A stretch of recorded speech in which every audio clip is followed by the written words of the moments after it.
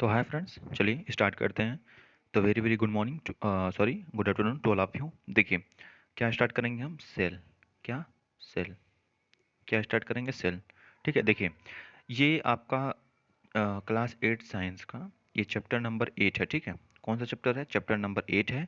और ये term first का लास्ट चैप्टर है।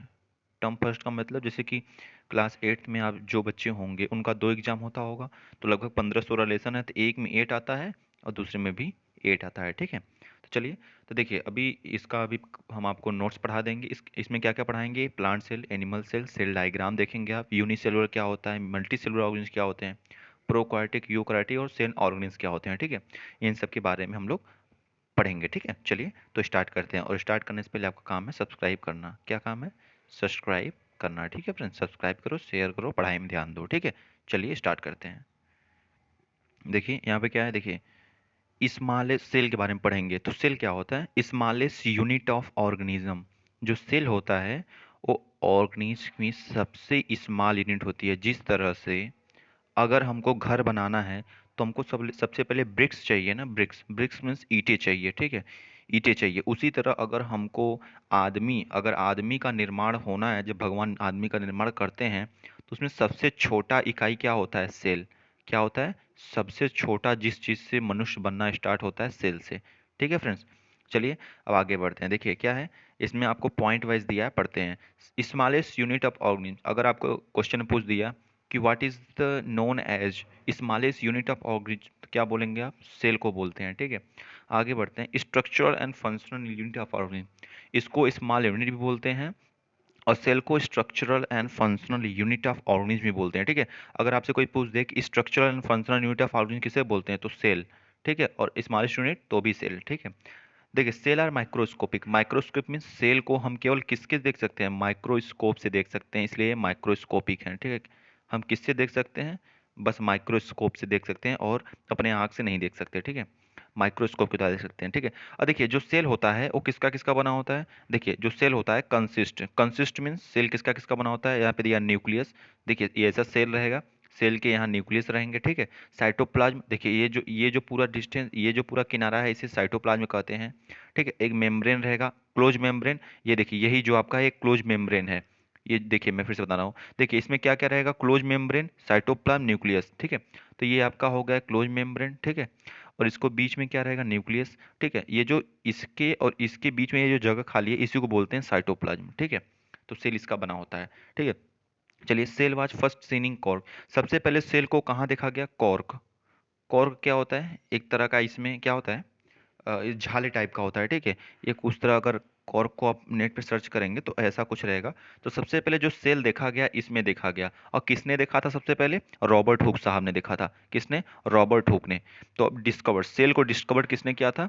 रॉबर्ट हुक ने। किसने? रॉबर्ट हुक ने सेल का डिस्कवरी की थी। ध्यान दीजिएगा, रॉबर्ट हुक ने कब किया था?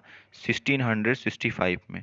ठीक है। 1665 में। चलिए अब देखते हैं फ्लो चार्ट। फ्लो चार्ट का मतलब ऑर्गेनिज्म की उत्पत्ति कैसे होती है। ठीक है।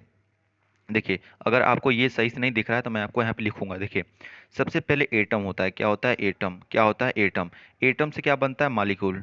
एटम, अगर एटम को जोड़ देंगे तो क्या बनेगा? मॉलिक्यूल। ठीक है। अब मॉलिक्यूल से क्या बनते हैं? मॉलिक्यूल से ऑर्गेनेल बनते हैं। क्या? ऑर्गेनेल। अभी ऑर्गेनेल क्या होते हैं आगे पढ़ेंगे। ठीक है। ऑर्गेनेल बनते हैं। ऑर्गेनेल से क्या बनते हैं? ऑर्गेनेल से सेल बनते हैं। सेल से क्या बनेंगे? सेल से टिश्यू बनेंगे। क्या? सेल से टिश्यू बनेंगे। ठीक है। टिश्यू से क्या बनते हैं? टिश्यू से ऑर्गन बनता है। क्या बनता है? ऑर्गन। आर्गन से क्या बनेगा?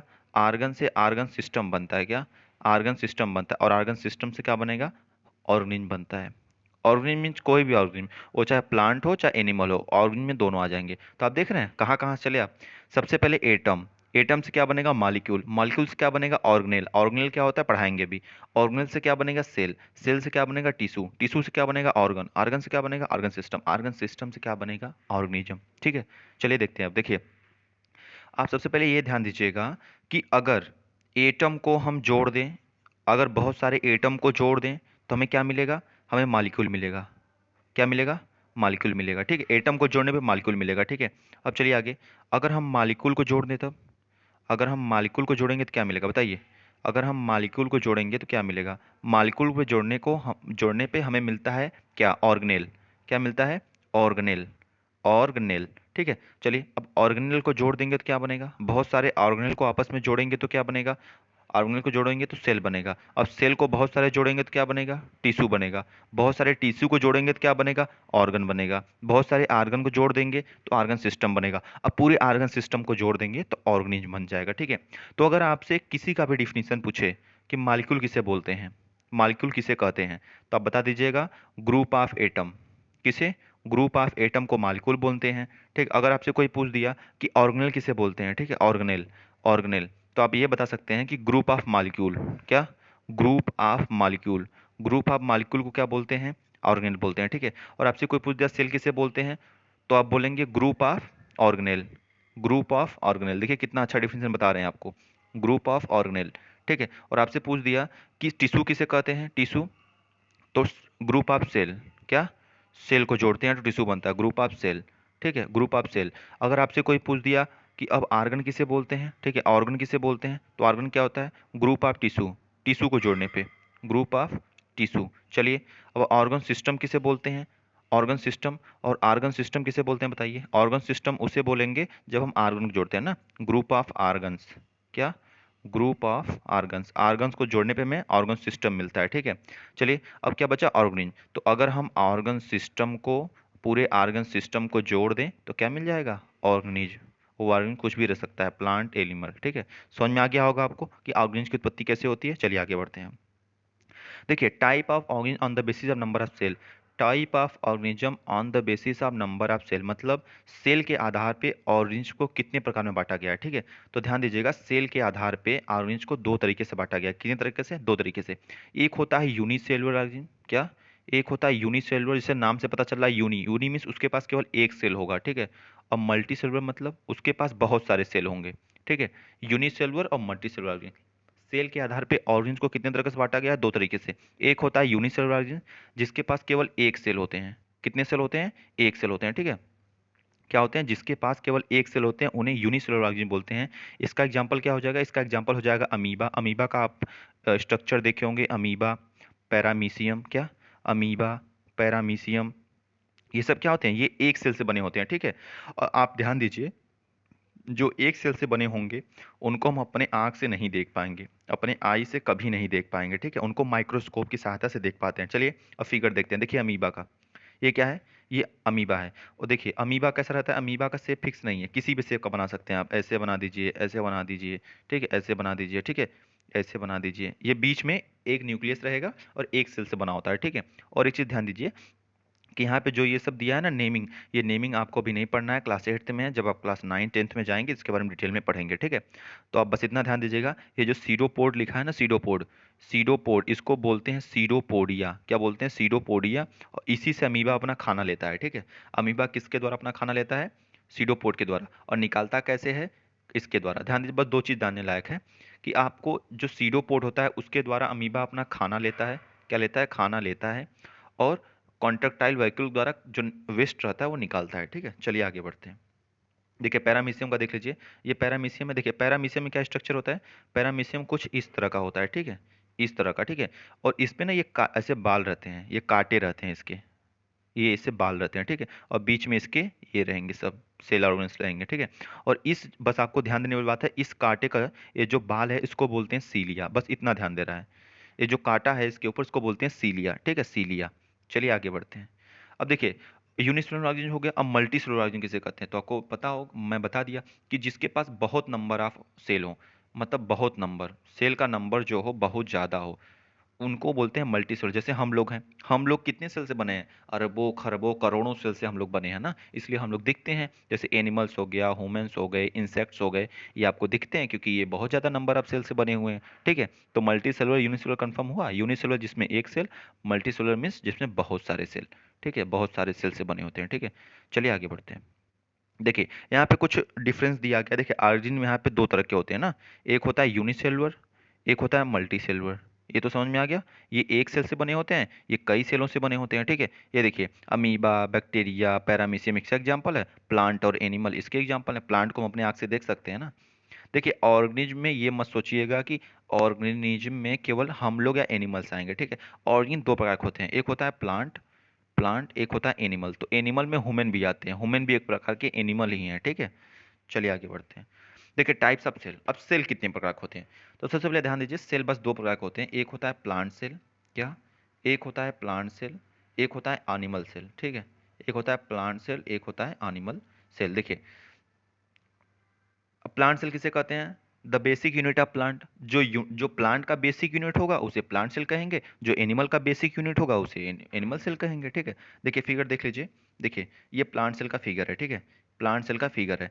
और देखिए आपको जो ये सब लिखा है ना, vacuole, cell membrane, cell wall, Golgi aperture, ribosome, nucleus, cytoplasm, mitochondria, इनको सबको देखो बस केवल तीन मेन पार्ट होते हैं।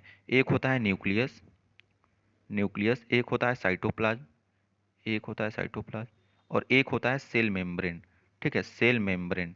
ये तीन मेन पार्ट होते हैं। देखिए सेल मेम्ब्रेन, एक न्यूक्लियस, और एक होता है साइटोप्लाज्म। देखिए साइटोप्लाज्म ये है जो आपका, ये तो तीन मेन पार्ट होते हैं किसी भी सेल के। बाकी ये सब जो देख रहे हैं ना, बाकी जितने भी हैं उन्हें हम ऑर्गेनेल बोलते हैं। क्या बोलते हैं, ऑर्गेनेल। क्या बोलते हैं, ऑर्गेनेल, ठीक है, ऑर्गेनेल बोलते हैं। अब ऑर्गेनेल क्या होता है आगे है डिफिनेशन बताएंगे, ठीक है। तो देखिए ये प्लांट सेल का स्ट्रक्चर है, ठीक है। यहाँ पे देखिए प्लांट सेल कुछ इस प्रकार का होता है, ठीक है ना। तो इसके अंदर सब भरे होते हैं, और यहाँ पे दो मेम्ब्रेन होता है, क्या, दो मेम्ब्रेन। ये पहले वाले को बोलते हैं सेल वाल, ध्यान दीजिएगा, पहले वाले को बोलते हैं सेल वाल।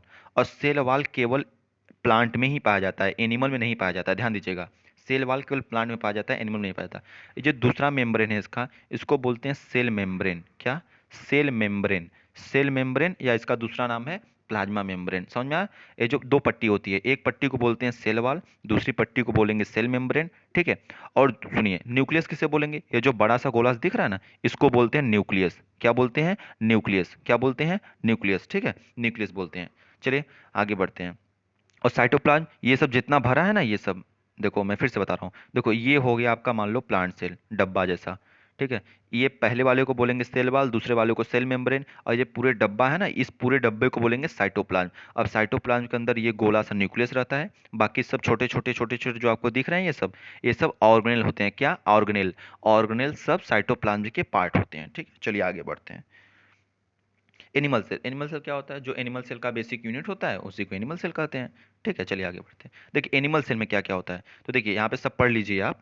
अब यहाँ पे देखिए, यहाँ भी तीन, देखिए यहाँ पे दो लाइनिंग है नहीं, यहाँ पे देखो बस एक लाइनिंग है ना। और प्लांट सेल में दो लाइनिंग था, ध्यान दीजिएगा।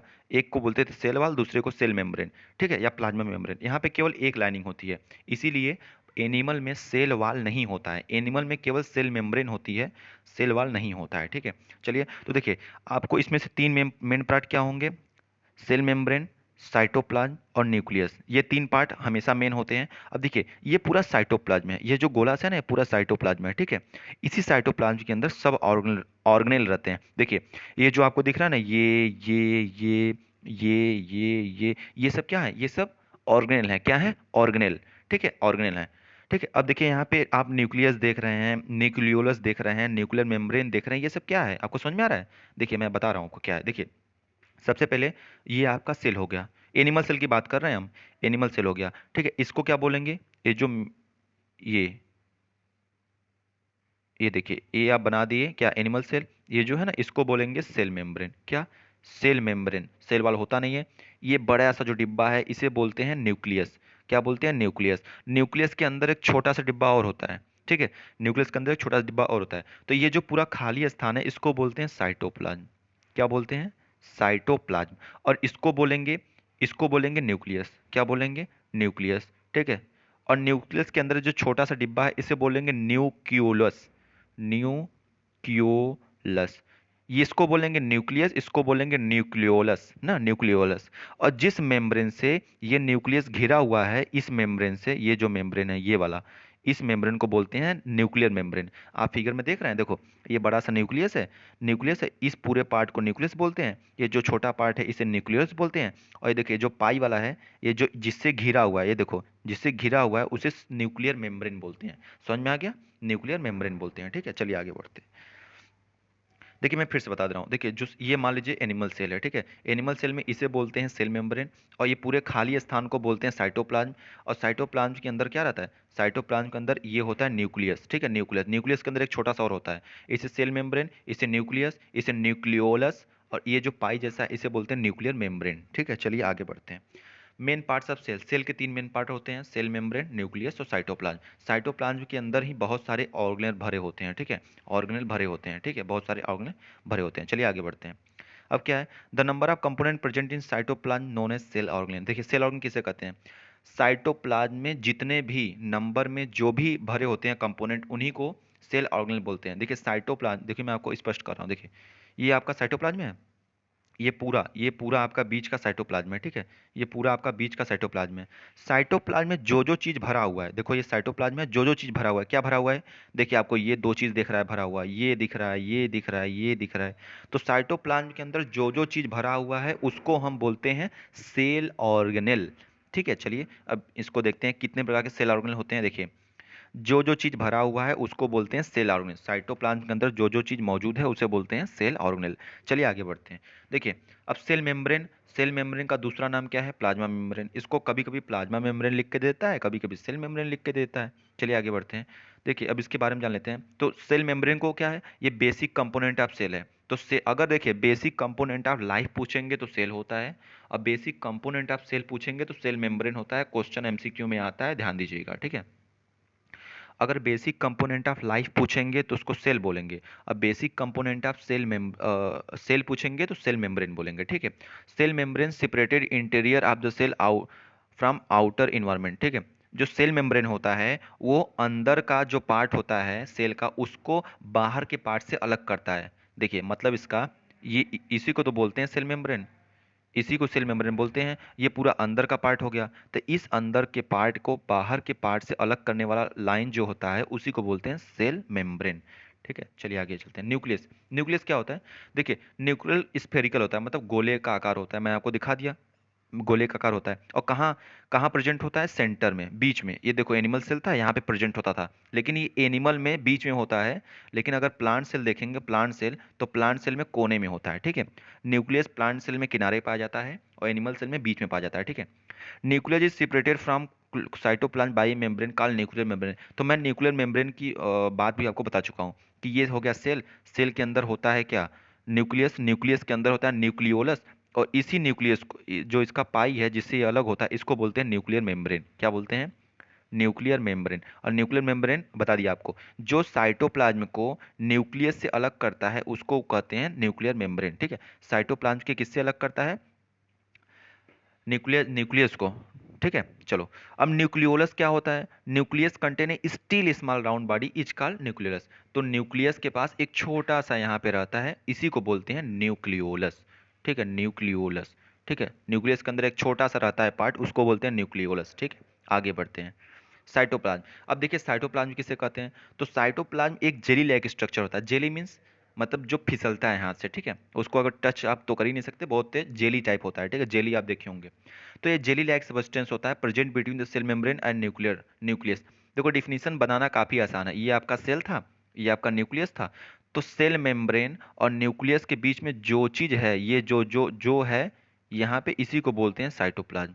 क्या बोलते हैं, साइटोप्लाज्म। और वही डिफिनीशन में दिया गया है कि सेल मेम्ब्रेन क्या होता है, सेल मेम्ब्रेन न्यूक्लियस के बीच में जो भी पदार्थ पाया जाता है उसको बोलते हैं साइटोप्लाज्म। और साइटोप्लाज्म के अंदर ही ऑर्गेनेल पाए जाते हैं। देखिए ऑर्गेनेल प्रेजेंट इन साइटोप्लाज्म, ये देख रहे हैं, ये क्या हो गया, सेल मेम्ब्रेन, ये न्यूक्लियस, और ये पूरा आपका क्या होगा, ये पूरा आपका है साइटोप्लाज्म। साइटोप्लाज्म के अंदर ना छोटे छोटे छोटे छोटे छोटे छोटे बहुत ऑर्गेनेल पाए जाते हैं ना। अब ऑर्गेनेल कौन कौन से पाए जाते हैं, चलो, एक होता है माइटोकॉन्ड्रिया। क्या होता है, माइटोकॉन्ड्रिया। अभी इसको पढ़ लेते हैं, फिर वहाँ पे स्ट्रक्चर दिया दिखाते हैं आपको। माइटोकॉन्ड्रिया होता है, प्लास्टिड होता है, लेकिन जो प्लास्टिड होता है वो केवल प्लांट में पाया जाता है। ध्यान दीजिएगा, जो प्लास्टिड होता है केवल प्लांट में पाया जाता है, प्लास्टिड केवल प्लांट में पाया जाता है। ठीक है, अगर हम लोग में प्लास्टिड पाया जाने लगा ना तो हम लोग भी अपना खाना अपने से बना सकते थे, क्योंकि प्लास्टिड के अंदर क्लोरोफिल होता है। ठीक है, प्लास्टिड के अंदर क्लोरोफिल होता है क्लोरोप्लास्ट में, तभी वो अपना खाना बना लेते हैं। ठीक है, हम लोग के अंदर प्लास्टिड नहीं पाया जाता। ठीक है, देखिए माइटोकॉन्ड्रिया, प्लास्टिड, एंडोप्लाज्मिक रेटिकुलम, इन सब के बारे में आप 9th में डिटेल में पढ़ेंगे सेल चैप्टर में। ठीक है,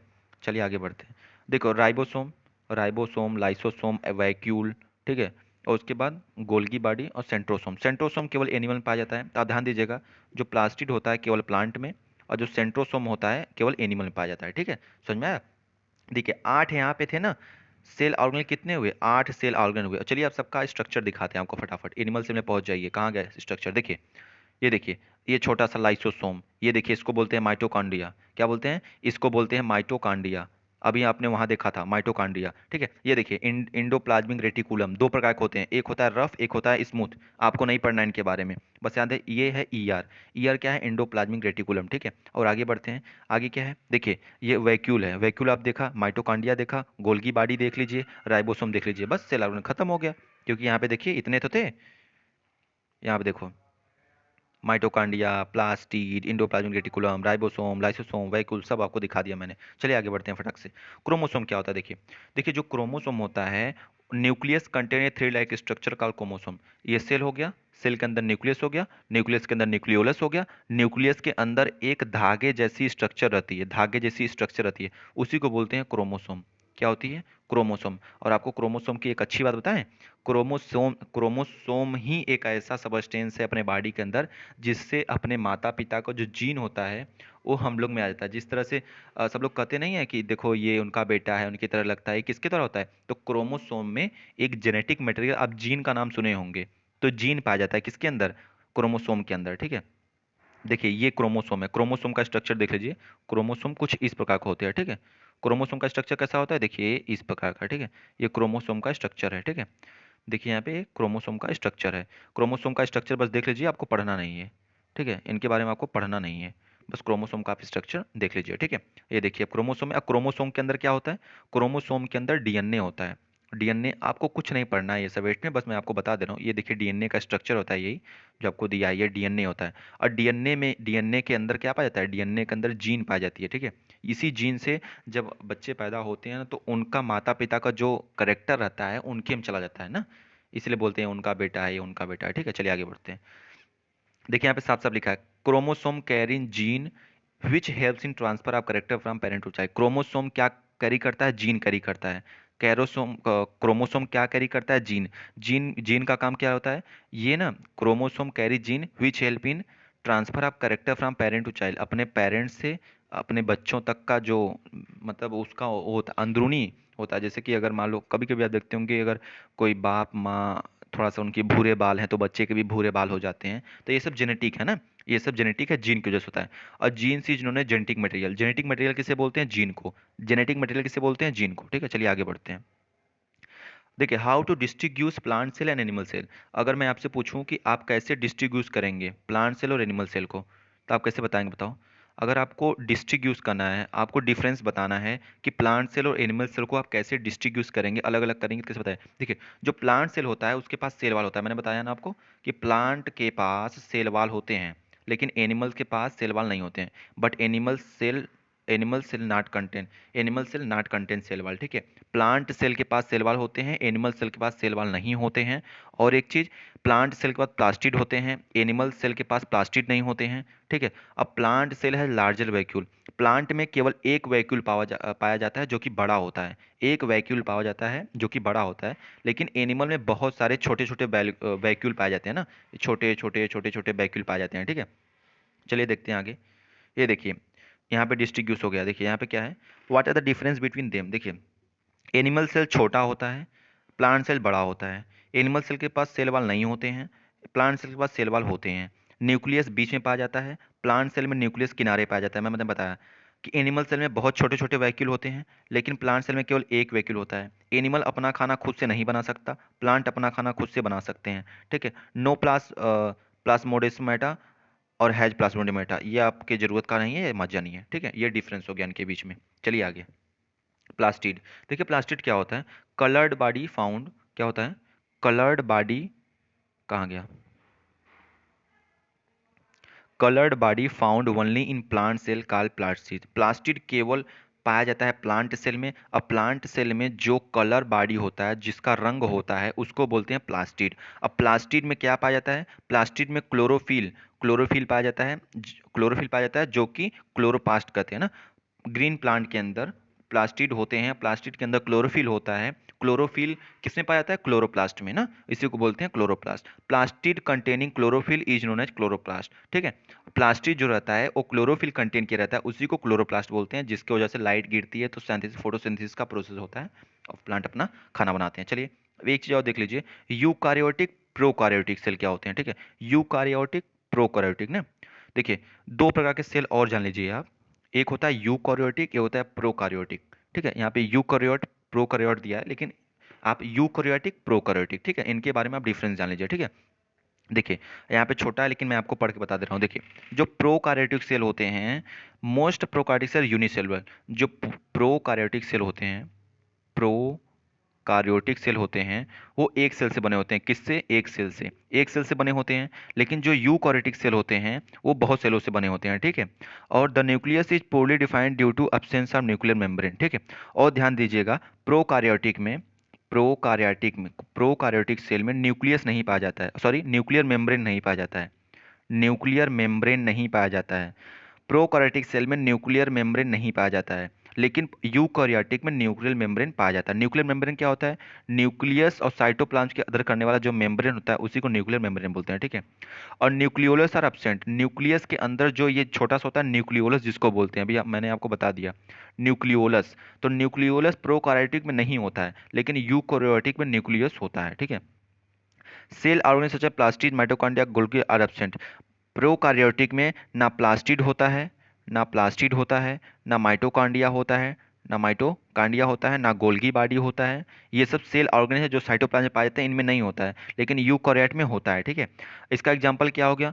प्रोकार्योटिक का एग्जांपल हो गया bacteria, bacteria, blue green algae, green algae blue green algae एक प्रकार का एल्गे है, ठीक है, ब्लू ग्रीन एल्गे। और यूकैरियोटिक सेल का एग्जांपल कौन हो गया? फंगी, प्लांट, एनिमल सेल, ये सब यूकैरियोटिक हो गए, ठीक है। चलिए अब साइज ऑफ सेल देखिए, सेल की साइज क्या होती है, ठीक है। सेल किससे देखेंगे कितना बड़ा होता है, चलिए देखते हैं। देखिए शेप एंड साइज, देखिए सबसे पहली बात, सेल जो होते हैं यहाँ पे स्फेरिकल शेप, गोले आकार के भी हो सकते हैं, स्पिंडल शेप मतलब ये जो होता है इस प्रकार के भी हो सकते हैं, और लॉन्ग ब्रांच मतलब बहुत ज़्यादा ब्रांच भी हो सकते हैं ना। चलिए देखिए, जो स्फेरिकल शेप होते हैं, आरबीसी, आरबीसी आप हम लोग के ब्लड का एक पार्ट है आरबीसी, इसको बोलते हैं रेड ब्लड सेल। क्या बोलते हैं? Red blood cell. हमारे ब्लड तीन प्रकार के होते हैं, आरबीसी, डब्ल्यूबीसी, प्लेटलेट्स, ठीक है। तो रेड ब्लड सेल जो होता है वो गोले आकार का होता है। किस आकार का? गोले आकार का होता है, ठीक है। ये सेल हैं, लेकिन सेल का साइज स्ट्रक्चर अलग अलग है, ठीक है। और जो मसल शेप है, जो हम लोग को मांसपेशियां हैं, जो मसल्स बनी हैं, वो किस शेप की होती हैं? स्प्रिंडल शेप, मतलब इस तरह की होती है ना, इस तरह की, लंबे तरह की ना। और जो नर्व सेल है, नर्व मीन्स बताइए, नर्व मीन्स पता है? नर्व, जो नसें हैं हमारी, जो नसें हैं उनका जो सेल होता है वो ब्रांच होता है। जिस तरह से ट्री में ब्रांच नहीं होते हैं, जिस पे देखिए हमारी ये ट्री हो गया, ये उनके ब्रांच होते हैं, इसी तरह ये ब्रांच तरीके का होता है। और आपको बता दें, पूरे बॉडी में पूरे बॉडी में सबसे बड़ा cell, biggest cell in human body या largest cell in human body, उसको बोलते हैं न्यूरॉन। क्या बोलते हैं? न्यूरॉन। न्यूरॉन या नर्व सेल, ध्यान दीजिएगा, largest cell in human body nerve cell बोलते हैं, उसको नर्व सेल बोलते हैं या न्यूरॉन बोलते हैं। नर्व सेल का दूसरा नाम न्यूरॉन।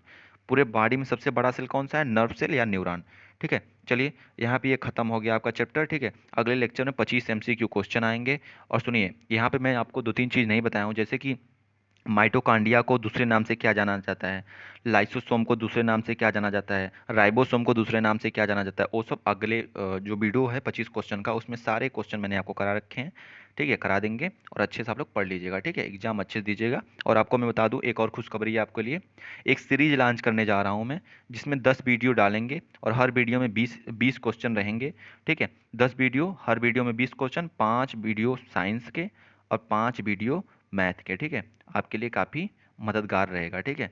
चलिए, तो ये 23 तारीख को ख़त्म हो जाएगा ये सीरीज, जो मैं 10 वीडियो का डालूंगा, ठीक है friends. Thank you for watching. पढ़ते रहिए और सब्सक्राइब कर दीजिएगा।